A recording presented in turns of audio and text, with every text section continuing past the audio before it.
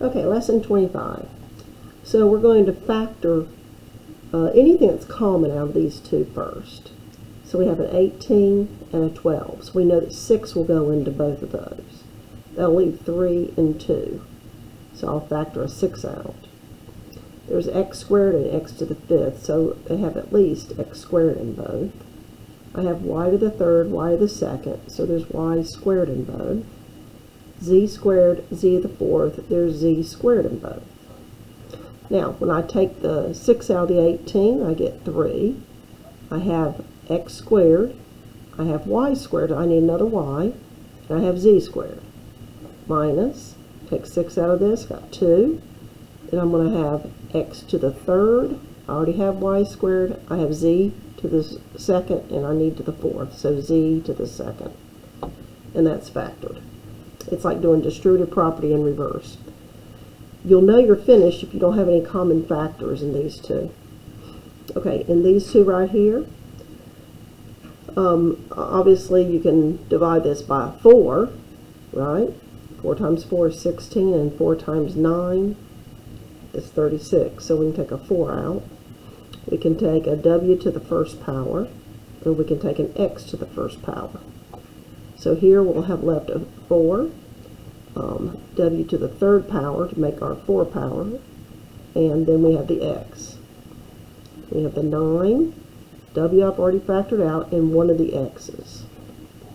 So then look at this and see if there's anything common. There's not, so you know you're done. So here we have a 32, a 28, and a 28. So let's see what goes in here. Of course, we know a 2 goes into it, but then we have 16 and 14, and of course 14. So more than 2 will. So 4 goes into that 8 times, and a 4 goes into both those 7. So you need to take a 4 out. Now taking a 4 out, that means it can't be either one of these. It's going to be one of those two. Right? Then you have x to the 4th, x to the 3rd, and x to the 5th. That's going to be x to the 3rd. You have y to the 5th, the 4th, and the 6th. So it's going to be the 4th. Z is to the 2nd, the 3rd, and the 1st. So it's going to be to the 1st. So it's probably this one right here unless we've messed up. Okay? So 32 divided by 4 is 8. If I divide those, I'll get x to the 1st. If I divide these, I'll get y. If I divide these, I'll get z. Okay, then got 7. I have my x to the 3rd, my y to the 4th. Z I need squared. 7. I have x to the 3rd, so I need x squared. I have y to the 4th, so I need y to the 6th.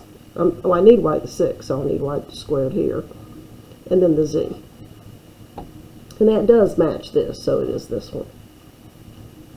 Okay, so when these are part of a fraction, such as this, then on the top I need to factor out my common factor first. So they both have a 2, and they both have an x squared.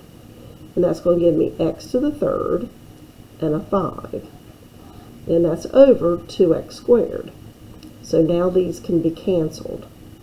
So my answer is x cubed plus 5. So on this one, I'm going to first factor out the common factor in the top. So I have a 3 and an x squared. That's going to give me an x and a 5. And it's over 3x squared. And again, those cancel. And I get x plus 5. So it's A. This is a reminder from geometry. If these two are parallel, then we know that this would be a transversal. These would be alternate interior angles, and they would be congruent. That would also be a transversal. These would be alternate interior angles, and they would be congruent. In addition to that, we know, of course, that our vertical angles are congruent. So these triangles are similar triangles. So I can set up proportions. So I know that B goes with 5. 20 is going to go with A. And 30 is going to go with 6. Use the angles to tell you what goes with what. So you want to use the one that has no variables with the others. And I could go ahead and reduce that to 5 over 1. So I get B over 5 equals 5 over 1. Cross multiply, and B is 25. Then I have 20 over A equals 5 over 1. So 20 is equal to 5A. So then A is equal to 4. Okay? Turn it over. These are also similar triangles. These are two parallel lines.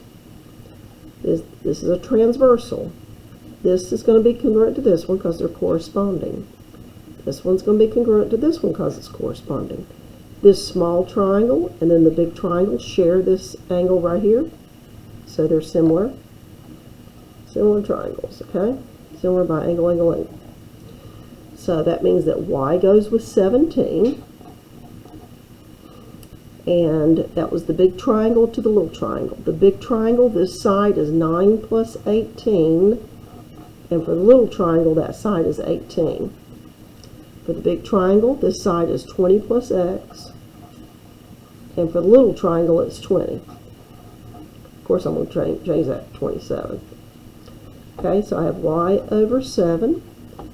And I've got 27 over 18. That can be reduced. 9 goes into both of them. It's 3 over 2.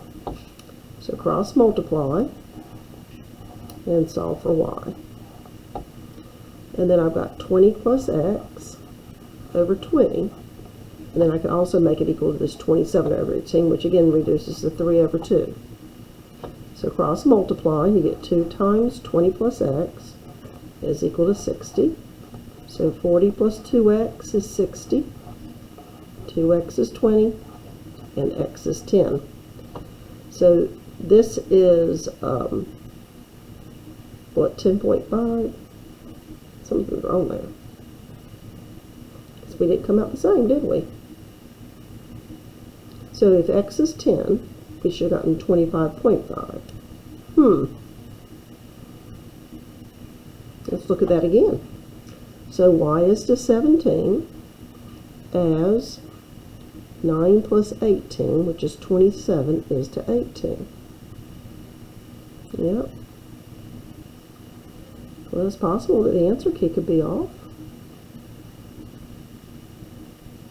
Well, let's double check our x. So x is to x plus 20. No, I'm sorry. X plus 20 is to 20. I did that right. As y is to 17, or as 27 is to 18. 20, and then 3 of x. So we got 40 plus 2x, got 60. This is right. I think this is a typo right here, because this would be 10.5. And these are your answers.